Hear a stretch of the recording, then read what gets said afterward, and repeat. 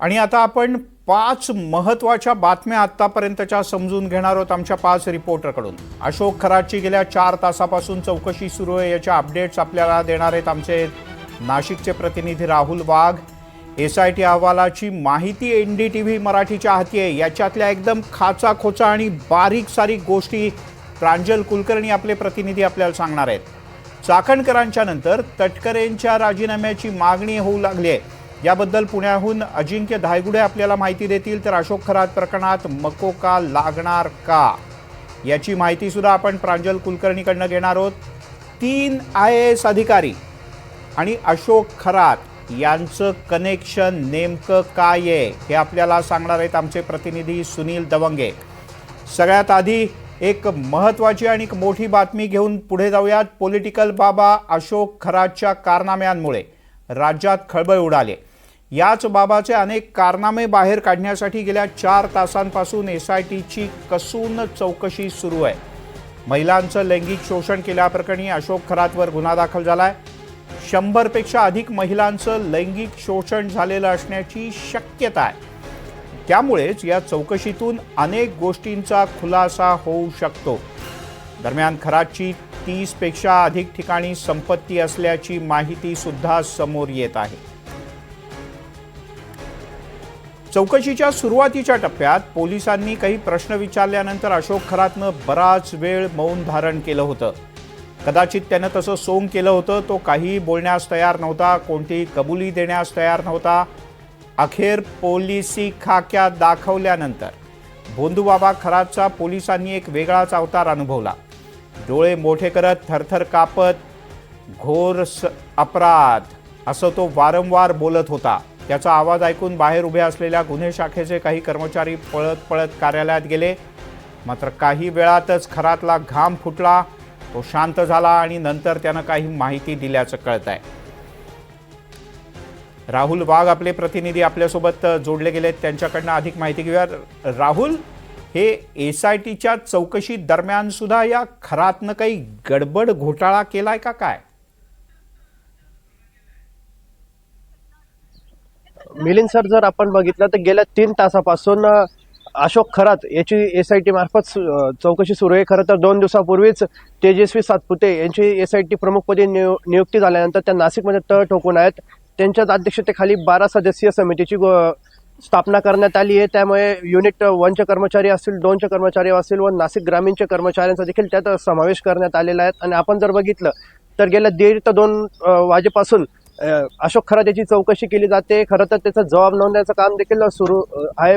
आपण जर बघितलं तर सुरुवातीला तो काही कबलायला तयार नव्हता, मात्र पोलिसांनी पोलिसी खाक्या दाखवत त्याने आता सर्व हाऊ उघडण्यास सुरुवात केलेली। आपण जर बघितलं तर त्याच्याकडून आज अधिकची माहिती एसआयटीला मिळालेली। त्याच दरम्यान अजून काही जणांना देखील एसआयटीने या ठिकाणी चौकशीसाठी बोलवल्याचं देखील आपल्याला समजत आहे। बरं, आतापर्यंत काही महत्त्वाच्या गोष्टींचा उलगडा झालाय? एसआयटीतली सूत्र काय सांगतात, काय काय हाती आलंय आतापर्यंत? किती महिलांचं शोषण केलं? खरं तर सूत्रांच्या माहितीनुसार असं कळतंय की आतापर्यंत 3 ते 4 महिला या तक्रार देण्यासाठी पुढे आलेल्या आहेत आणि अजून देखील महिला येऊ शकतात असं देखील आपल्याला सूत्रांकडून कळतंय। खरं तर या अशोक खरात याच्याकडून आतापर्यंत 100च्या वर महिलांचा अत्याचार केल्याची देखील बाब उघडकीस आलेली आहे। त्यामुळे आता महिला या तक्रार देण्यासाठी पुढे येत आहेत। बर, तुम्ही राहाच आपल्यासोबत। अशोक खरात याला पोलिसांनी अटक केल्यानंतर त्यानं काही काळ मौन व्रत धारण केलं होतं, तो बोलण्यास तयार नव्हता।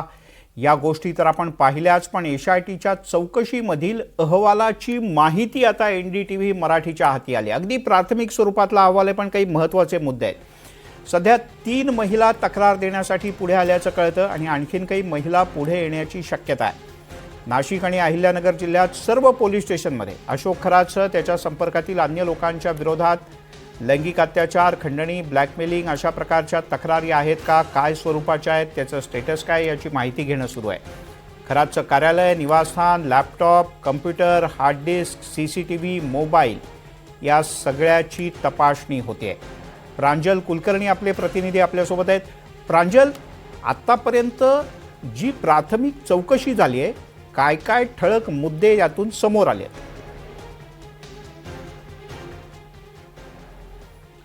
मुळातच आपण बघितलं तर गुन्हा दाखल झाल्यापासून म्हणजे एकंदरीतच या गुन्ह्याची व्याप्ती बघता सगळीकडे खळबळही उडाली आहेत. महाराष्ट्रात हा चर्चेचा विषय ठरतो आहे आणि ही संपूर्ण परिस्थिती बघता महिलांचा आकडा हा कदाचित वाढू शकतो पीडितींचा आणि त्यामुळे SITची स्थापनाही करण्यात आली. विशेष म्हणजे गृह मंत्रालयाने SIT प्रमुख म्हणून ज्या तेजस्वी सातपुते आहेत या महिला अधिकारी आहेत IPS त्यांची नेमणूक केलेली आहेत आणि त्यामुळे कुठेतरी महिलांना देखील ज्या पीडित महिला आहेत त्यांना देखील विश्वास निर्माण झालेला आहे.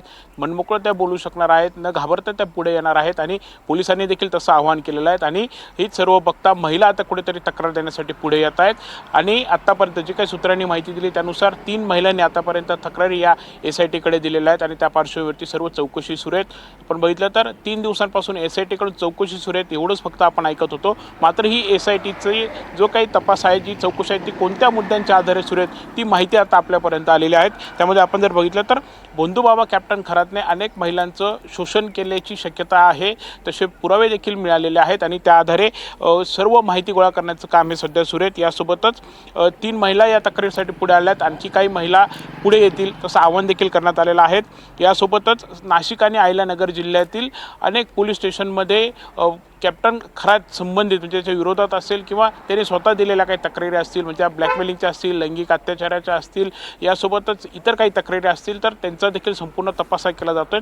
कारण आपण बघितलं तर फक्त नाशिकमधलंच हे बलात्काराचं प्रकरण नाही तर शिर्डी आणि वावी पोलीस स्टेशनमध्ये देखील त्याच्या संबंधित जे 2 गुन्हे आहेत त्याचा देखील SITकडून तपास सुरू आहे. त्यामुळे अशा काही तक्रारी इतरही पोलीस स्टेशनमध्ये कुठे काही देण्यात आल्या होत्या का मागील काही महिन्यामध्ये त्याचा देखील संपूर्ण तपास जो आहे तो केला जातोय.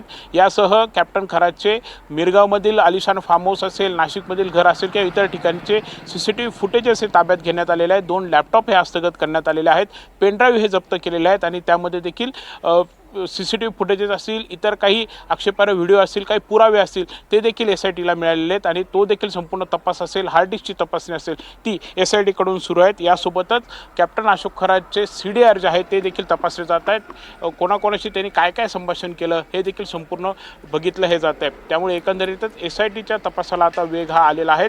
अशोक खरातची चौकशी ही सुरू आहेत आणि या चौकशीमध्ये आता काय काय समोर येते, काय काय खुलासे होत आहेत याकडे सर्वांचं लक्ष लागलंय. ठीक आहे, आणखीन 2 महत्त्वाच्या विषयाच्या बद्दल प्रांजल तुझ्याकडनं माहिती घ्यायची आहे. दरम्यान कॅप्टन अशोक खरात प्रकरणात नवनवीन खुलासे येत आहेत.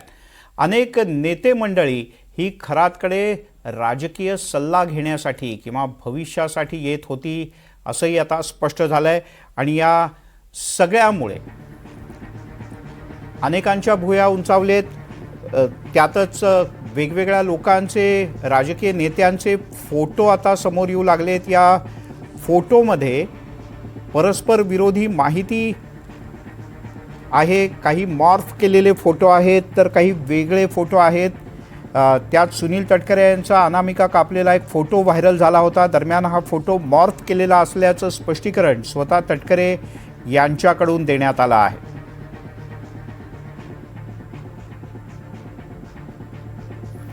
अजिंक्य धायगुडे आपले प्रतिनिधी आपल्यासोबत जोडले गेलेत. अजिंक्य, आणखीन काय काय माहिती आहे, कोणाकोणाची नावं आहेत, हे वेगवेगळे फोटो जे सोशल मीडियात फिरत आहेत त्याबद्दल आता स्पष्टीकरण येऊ लागलेत, आणखीन काय काय अपडेट्स आहेत? निश्चितच आपण जर पाहिलं तर राज्यभरातील बड्या नेत्यांचे फोटो आता बंधूबाबा अशोक खरात सोबत आपल्याला पाहायला मिळत आहेत. सोशल मीडियावर हे फोटो तुफान व्हायरल होत आहेत. मात्र जर आपण जर सगळं पाहिलं तर SIT याचा तपास करते, तपास गती पकडतोय. वेगवेगळ्या तांत्रिक विश्लेषण जे आहे ते SITकडून सुरू आहे. मात्र जे सुनील तटकरेंचा आज जो फोटो समाज माध्यमांवर व्हायरल होतोय त्यामध्ये जी अनामिका, जो सुषमा अंधारे यांनी पत्रकार परिषद घेऊन मुद्दा समोर आणला होता की अघोरी विद्या करण्यासाठी अनामिका कापली जाते आणि रक्त सांडलं जातं आणि ह्याचे अनेक फोटोज जे आहेत ते रुपाली चाकणकर यांचे दाखवले होते आणि आणखी एका राजकीय व्यक्तीचे असेच फोटो आहेत. मात्र मला ते फोटो भेटले नाहीत त्यामुळे ते मी आज दाखवू शकत नाही अशा प्रकारे सुषमा अंधारे यांनी सांगितलं होतं आणि आज तो फोटो आहे तो सुनील तटकरेंचा समोर आलेला आहे. आता तो फोटो AIच्या माध्यमातून बनवलेला आहे की मॉर्फ आहे की खरा आहे याबाबत समजलं जरी नसलं तरी तसाच बोटाला इजा झालेली आणि बोटाला बँडेज लावलेला फोटो जो आहे तो सुनील तटकरेंचा पुढे आलेला आहे. खरं तर SIT या सगळ्या प्रकरणाचा तपास करते. अनेक महिलांचं जे आहे ते या बंधूबाबाने धार्मिक हे सगळं लोक देवाच्या नावावर शोषण केलेलं आहे. अनेक महिला आता यामध्ये तक्रार देण्यासाठी पुढे येत आहेत. आत्तापर्यंत 3 महिला यामध्ये तक्रार देण्यासाठी पुढे आलेल्या आहेत. मात्र अनेक राजकीय नेते सांगतायत, खरं तर राष्ट्रवादी अजित पवार गटातील अनेक नेते सांगतायत की या जो शोषण केलेल्या महिलांचा आकडा जो आहे तो 500 पर्यंत असणार आहे असा अंदाज व्यक्त केला जातोय. खरं तर रुपाली चाकणकरांच्या विरोधातील ज्या महिला नेत्या आहेत, मग रुपाली ठोंबरे पाटील असतील, सुषमा अंधारे असतील किंवा संगीता तिवारी असतील, या देखील सांगतायत की मोठ्या प्रमाणात महिलांचं शोषण झालेलं आहे. हळूहळू महिला समोर येतील, कारण की आता महिला काही भयभीत आहेत, या महिला देखील समोर येतील. खरं तर काही वेळापूर्वी आपण राष्ट्रवादी अजित पवार गटाच्याच नेत्या संगीता तिवारी यांची प्रतिक्रिया जाणून घेतली होती. त्यांनी सांगितलेलं आहे की 500 महिलांचं यामध्ये शोषण झालेलं आहे आणि ज्या महिलांना बाळ होत नाही अशा महिलांच्या घाणेरड्या पूजा हा भोंदू बाबा करायचा आणि त्याचे देखील व्हिडिओ पोलिसांना सापडलं असल्याचं संगीता तिवारींनी सांगितले. आणि विशेष बाब म्हणजे संगीता तिवारी म्हणतायत की ज्या महिलांना बाळ होत नाहीयेत आणि ज्या महिला रुपाली चाकणकरांच्या संपर्कात आहेत त्या महिलांना रुपाली चाकणकरांनी या भोंदू बाबाकडे पाठवलं होतं की तुम्ही या भोंदू बाबाकडे जा, या भोंदू बाबाकडे गेल्यानंतर तुम्हाला अपत्य प्राप्ती होईल अशा प्रकारचं सांगून अनेक महिला ज्या आहेत त्या रुपाली चाकणकरांनी या भोंदू बाबाकडे पाठवल्याचा आरोप जो आहे तो संगीता तिवारी यांनी केलेला आहे. खरं तर हे सगळं जो भोंदू बाबा करत होता याची जाणीव रुपाली चाकणकरांना होती. त्यांनी 1 वर्षापूर्वीचं याबाबतचं प्रकरण देखील सांगितलेलं आहे की एका पत्रकाराने हा सगळा जो भोंदू बाबाचं हे सगळं प्रकरण आहे ते उघडकीस आणण्याचा प्रयत्न केला होता. मात्र रुपाली चाकणकरांनी कशा प्रकारे त्या पत्रकारावर दबाव आणण्याचा प्रयत्न केला हे देखील सांगितलं जातं. त्यामुळे या जसं SIT या सगळ्या प्रकरणाचा तपास करेल तसे तसे हे धागेदोरे जे आहेत ते अनेक बड्या नेत्यांपर्यंत आणि त्यातून आणखीन काही धक्कादायक गोष्टी समोर येऊ शकतात. दरम्यान सुनील तटकरे यांनी रुपाली चाकणकर यांना मदत केल्याची टीका विरोधकांच्याकडून केली जाते. तुम्हाला करंगळी कापणं, बँडेज लावणं योगायोग आहे का?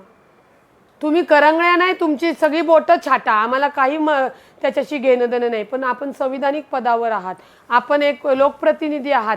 समाजासाठी काम करत असताना शेवटच्या घटकापर्यंत अजितदादांचं म्हणणं होतं की शेवटच्या घटकापर्यंत लोकांना न्याय मिळण्यासाठी, त्यांचे प्रश्न सोडवण्यासाठी कार्यकर्त्यांनो कटिबद्ध राहा. अजितदादा सकाळी सकाळी लोकांची कामं करण्यासाठी भल्या पहाटे बाहेर पडत होते आणि त्याच अजितदादांनी राजीनामा मागितल्यावर ज्या लोकांनी थांबवलं, आज ते नसताना हा जो काही प्रकार भोंदू बाबाचा समोर आलाय, अजितदादा असते तर तातडीने हकलपट्टी केली असते. मला एकदा नाही अनेक प्रकरणांमध्ये प्रत्येक पदोपदी रुपाली चाकणकरांना कोणी वाचवत असेल तर ते एकमेव नाव म्हणजे सुनील तटकरे. त्यांना पदोपदी वाचवणं, त्यांना पाठीशी घालणं, त्यांच्यावर काही न येऊ देणं, ते त्यांना कोणी काही बोललं की चिडाचिडी करणं, हे एकदा नाही असंख्य वेळा आपण बघतोय. तर ही जे पद होतं, आम्हाला रुपाली चाकणकरांशी काही घेणं देणं नाही. ज्या पदावर त्या होत्या, महिला आयोगाच्या त्या अध्यक्ष होत्या, त्या पदाला काही गरिमा असते, ती गरिमा लक्षात ठेवून त्याने वागणं अपेक्षित असतं. मला गेल्या 3 दिवसांपासून मी जेव्हा सातत्याने हा मुद्दा उचलत होते तेव्हा मला अनेक लोक खाजगीत सांगत होते की ताई तुम्ही प्रचंड मेहनत घेताय, अभ्यास करताय, मुद्दे मांडताय, पण आम्हाला नाही वाटत की याच्यात चाकणकरांचा राजीनामा होईल. तर मला प्रश्न पडत होता की का होणार नाही इतके पुरावे असताना. तेव्हा ते असं म्हणत होते की ताई जोपर्यंत तटकरे आहेत, पक्ष तटकरेंच्या हातात आहे आणि जोपर्यंत तटकरे आहेत तोपर्यंत चाकणकरांचं काहीही कुणी करू शकणार नाही. कारण सूरज चव्हाणला अजितदादांनी पदावरून काढून टाकलं होतं, त्या सूरज चव्हाणला दादांनी पुन्हा पदावर घेतलं.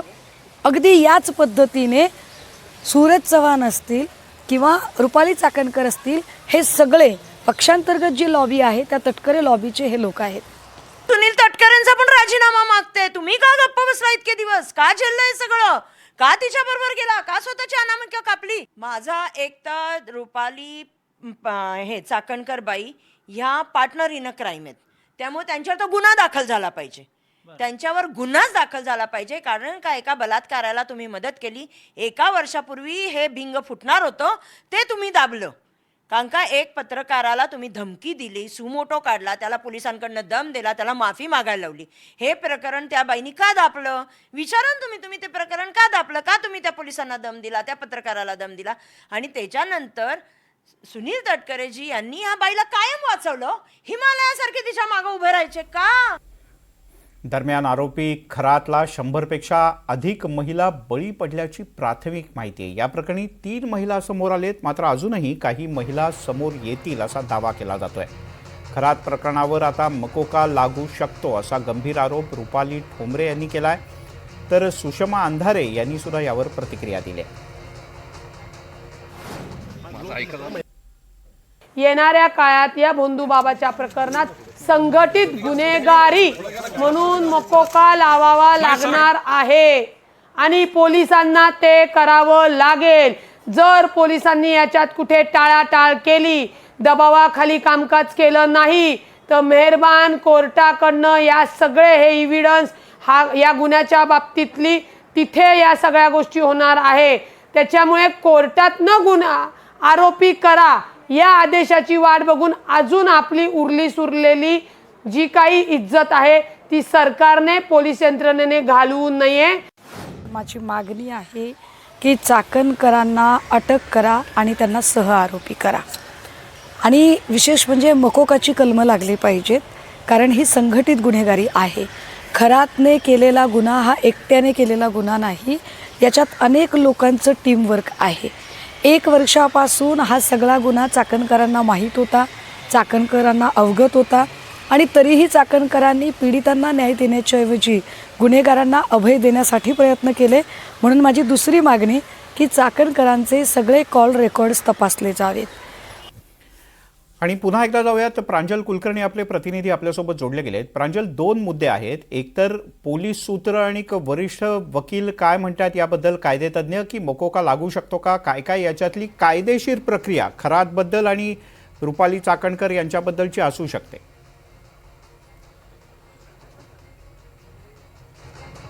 आपण एकंदरीत बघितलं तर मकोका म्हणजे संघटित गुन्हेगारीचा हा कायदा जो आहे तो हा कायदा आहेत आणि मकोका अंतर्गत कारवाई ही खरं तर कधी केली जाते. म्हणजे आपण याआधी जरी बघितलं तर एखाद्या गुन्ह्यामध्ये 4 पेक्षा अधिक जर आरोपी असतील तर त्यामध्ये मकोकाचा कलम जो आहे तो लावला जातो. यामध्ये अनेक गुन्हेगारी टोळ्यांवरती आपण आजवर बघितलं तर अशा प्रकारे मकोका हा लावण्यात आलेला आहे. मात्र अनेक ठिकाणी म्हणजे याआधीचे काही महिलांसंबंधित किंवा असे जर काही गुन्हे बघितले तर त्यामध्ये मकोका हा लावण्यात आलेला आहे. आणि यामध्ये देखील आपण जर एकूणच बघितलं तर इथे एका गुन्ह्यामध्ये कॅप्टन अशोक खरात हा आहेत नाशिकच्या गुन्ह्यामध्ये, तर तिकडे शिर्डीच्या गुन्ह्यामध्ये देखील त्याचाच जो ऑफिस बॉय आहे त्याला गुन्हेगार हे करण्यात आलेला आहेत. त्यामुळे आता SIT कडून एक तपास केला जातोय त्यानुसार की नाशिक आणि अहिल्यानगर जिल्ह्यामध्ये इतर पोलीस ठाण्यामध्ये काही तक्रारी दाखल आहेत का, जर अशा तक्रारी असतील तर त्याच्यामध्ये गुन्हेगार कोण आहेत ते देखील शोधले जातील. आणि त्यामुळे एकंदरीत या गुन्ह्याची व्याप्ती बघता जर याच्यात आरोपींची संख्या जर अजून वाढली, कारण साहजिकच आहेत की कॅप्टन अशोक खरात हे जे काही कृत्य करत होता तो एकट्याने करत होता की त्याच्यासोबत आणखी काही आरोपी आहेत याचा देखील शोध SIT घेणार आहे. त्यामुळे जर आरोपींची संख्या वाढली, गुन्ह्याची व्याप्ती वाढली, महिलांच्या तक्रारींची संख्या वाढली, जादूटोणा व्यतिरिक्त त्यांनी इतरही काही गैरप्रकार केलेले असतील तर एकंदरीतच साहजिकच आहे की पोलिसांकडून अशा पद्धतीचा मकोकाचा कलम जो आहे तो लावला जाऊ शकतो. जे काही वकील सांगतात काही अपडेट्स थोड्याच वेळात तुझ्याकडे येणार आहेत. मगाशी आपलं जे बोलणं झालं त्यानुसार आणखीन काही डिटेल्स किंवा काही कागदपत्र पुढच्या काही काळात येऊ शकतात, तर ती डिटेल्स तुम्ही NDTV मराठीवर पाहूच शकता. त्याकरता आमचं चॅनल सतत बघत राहा. दरम्यान पॉलिटिकल बाबा अशोक खरातचे फक्त नेत्यांसोबतच संबंध होते असं नाही, तर IAS अधिकारी यांच्यासोबतही त्याचं कनेक्शन होतं. 3 IAS अधिकाऱ्यांनी अशोक खरातची भेट घेतली होती आणि ती सुद्धा शिर्डीतल्या एका नामांकित हॉटेलमध्ये. सुनील दवंगे आपल्यासोबत आहेत. सुनील, कोणीही भेट घडवून आणली होती आणि काय काय याच्यात झालं, काही सूत्रांचं म्हणणं आहे? मिलिंदजी, खरं जर बघितलं तर बलात्कार सारख्या खटल्यामध्ये आरोपी असलेला अशोक खरात हा जो शिर्डीमध्ये त्याला